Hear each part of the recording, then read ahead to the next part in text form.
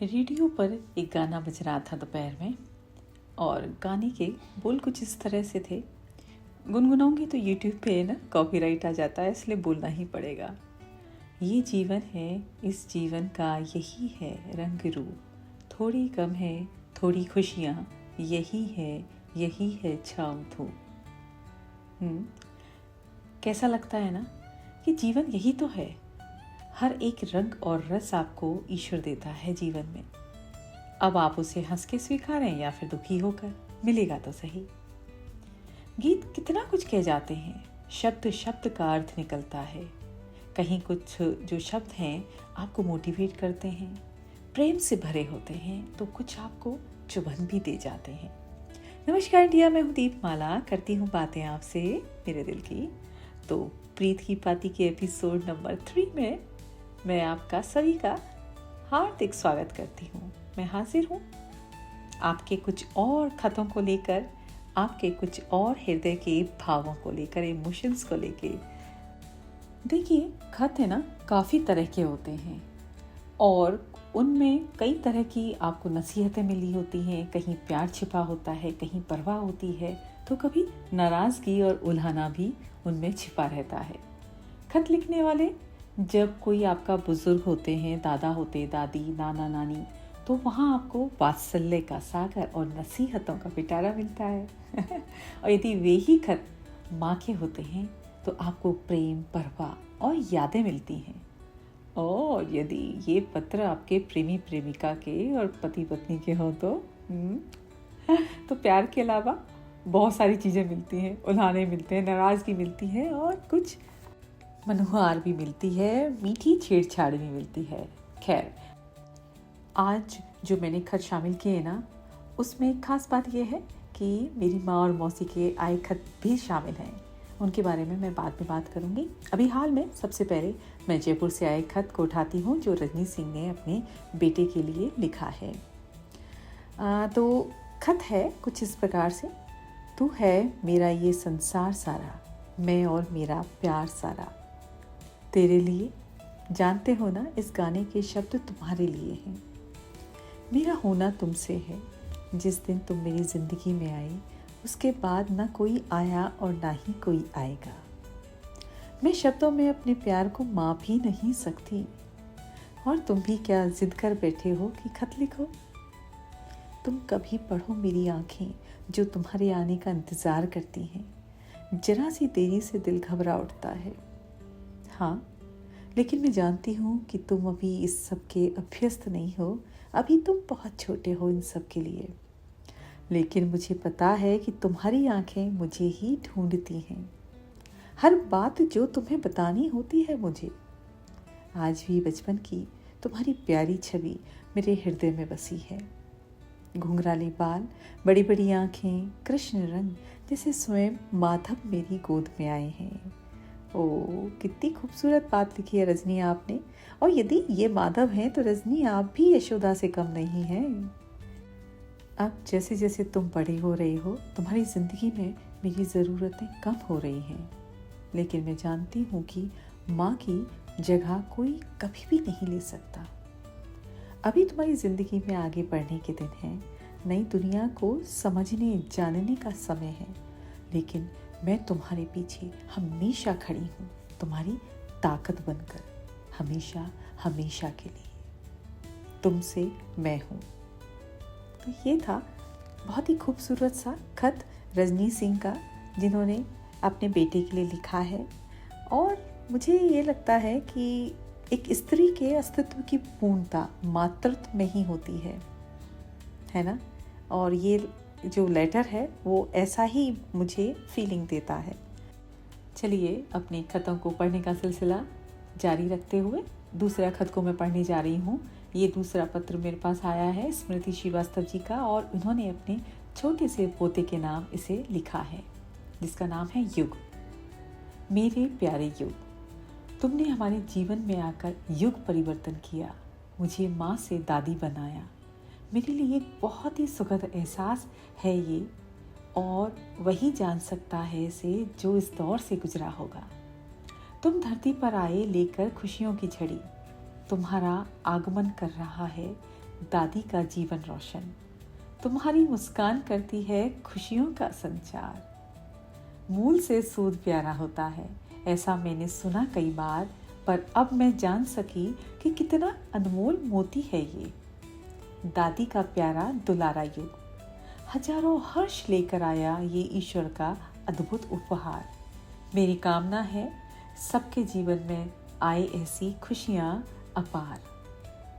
मुझे मेरी दादी का युग याद आ गया, बहुत ही प्यार भरा दिल था उनका, बहुत प्यार दिया हमें। मैं भी उनकी तरह ही अपने युग की दादी बनना चाहती हूँ। ओह माय गॉश, कितनी प्यारी लाइन लिखी है ना। और युग तुम मुझे दादी कहकर मेरा आंगन गुलजार करोगे, बहुत प्यार के साथ तुम्हारी दादी।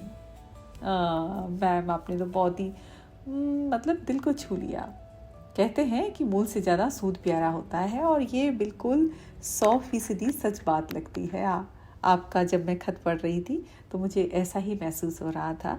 तो हमारी बहुत ये दिल से तमन्ना है, ख्वाहिश है कि आप अपने युग के साथ युगों युगों तक ऐसे ही प्यार से और खुशियों से भरपूर रहें। चलिए अब एक और लेटर उठा लेते हैं हम, और जिसे भेजा है मधु सोसी मैम, जो महिला काव्य मंच न्यू अहमदाबाद की प्रेसिडेंट भी हैं। ये खत उन्होंने अपनी ग्रैंड डॉटर को लिखा है, मतलब दोहिती को, जो अभी स्कूल पास आउट करके निकली है, 12th पास आउट किया है, और उसके ग्रेजुएशन डे पर उन्होंने इसको लेटर लिखा है। उम्र का ये दौर जहाँ एक बच्चे को आपकी बहुत ज़रूरत होती है अपनी करियर को लेकर, एजुकेशन को लेकर, और साथ ही साथ अपने नए रिलेशन को मेंटेन करने के लिए। तो पढ़ते हैं कि खत में एक नानी ने अपनी दोहिती के लिए क्या लिखा है।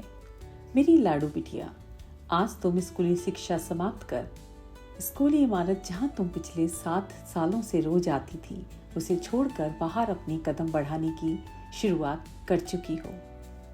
कैसा लगेगा? निश्चित तौर पर तुम उस रास्ते के एक पत्थर को देखकर शायद रो पड़ो। रो लेना, दीवारों को छूकर उनका आलिंगन भी कर लेना। तुम्हें पता है, तुम्हारी माँ यानी मेरी बेटी, जब हम एक घर को छोड़कर जाते थे, मिलिट्री सर्विस जो थी कि प्राय 2.5 से 3 वर्षों में हमारा ट्रांसफ़र हो जाता था।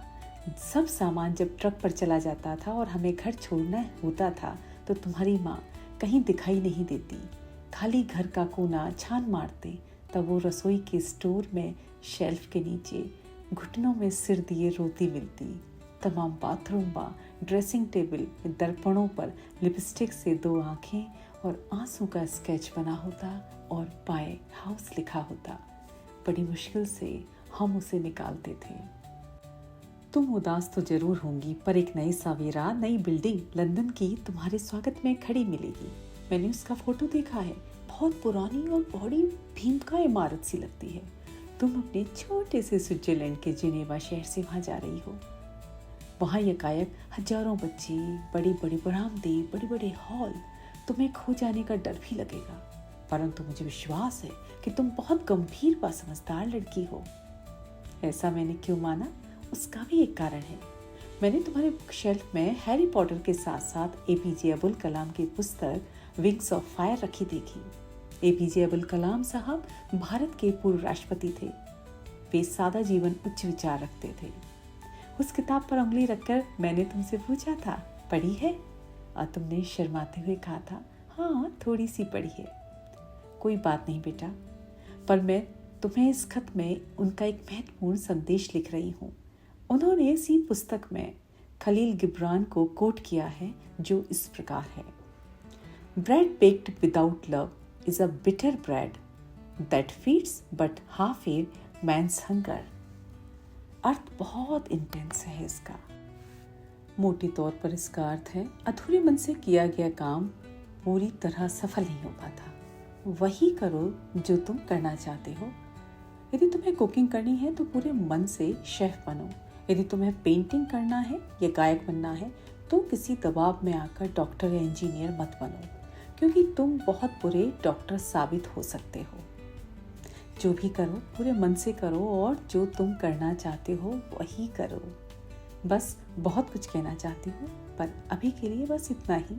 सबको प्यार करना, अपने माता पिता, बहन, अपनी फ्रेंड्स, अपने टीचर्स, किताबों के अलावा मानवता, हवा, धरती, पानी और आकाश को भी। तुम्हारी अपनी मधु नानी। कितना मीठा है ना, मीठा सा पत्र था ना, एक नानी का अपनी दोहिती के नाम। तो चलिए एक और खत को मैं शामिल करना चाहूँगी। जैसे कि एपिसोड के पहले मैंने बताया था कि प्रीत की पाती में मुझे मेरी मौसी और मेरी माँ की तरफ से भी 2 खत आए थे, तो मैं आज अपनी मौसी का खत को शामिल कर रही हूँ, पढ़ रही हूँ, और उन्होंने ये लेटर मुझे ही लिखा है। मेरी मौसी राजस्थान में रहती हैं और वो सेंट्रल स्कूल में पढ़ाते थे, अब तो रिटायर हो चुके हैं। और उनका लेटर कुछ इस प्रकार है। प्रिय दीपा, तुम्हारे अनुरोध पर आज बहुत दिनों के बाद मैं यह पत्र तुम्हें लिखने बैठी हूँ। पिछले 30-35 वर्ष पहले पत्र लिखने का सिलसिला आम था, किंतु ज्यों-ज्यों तकनीक विकसित होती गई तो यह जो पत्र लेखन है वह धीरे धीरे कम होता चला गया।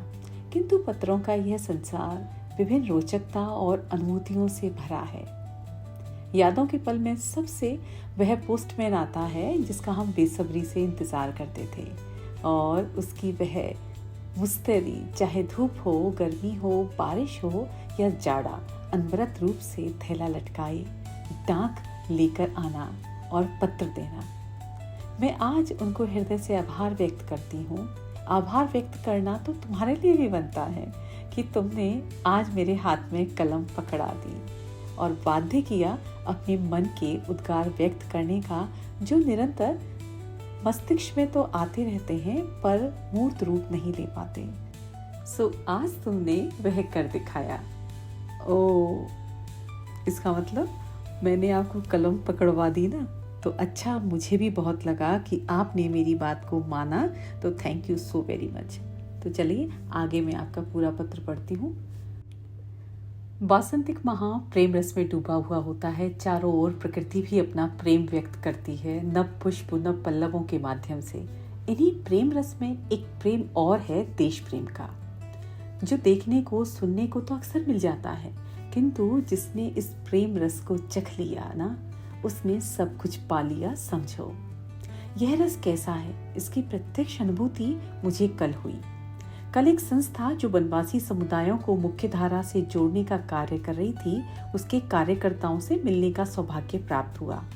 ये कार्यकर्ता अपने घरों से सुदूर वनवासी क्षेत्रों में पूर्णकालिक रूप में कार्य कर रहे हैं। इनमें स्त्रियां भी हैं और कुछ पुरुष भी, जो 15-15 वर्षों से कार्य कर रहे हैं। इनमें से कोई गुजरात से है, कोई हिमाचल से, कोई उड़ीसा से, तो कोई कश्मीर से आता है।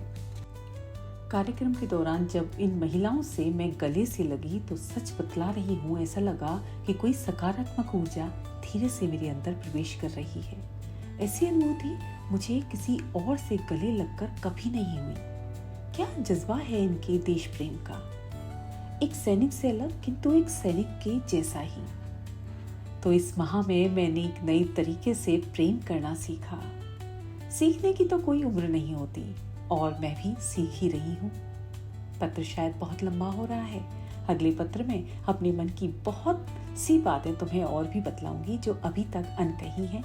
अच्छा, अब विराम देती हूँ। बाल गोपालों को ढेर सारा प्यार और आशीष, तुम्हारी मौसी कमला।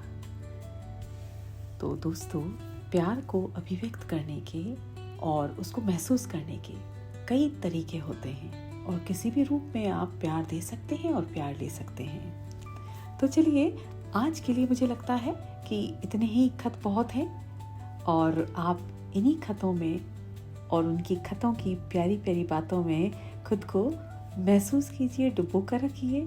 तब तक के लिए नमस्कार। मैं फिर मिलूंगी, और फिर कुछ और जो खत मेरे बाकी हैं, बचे हुए हैं, डेफिनेटली हम उन सब पत्रों को पढ़ेंगे और आप तक और आपके और भी चाहने वालों तक उनको पहुंचाएंगे।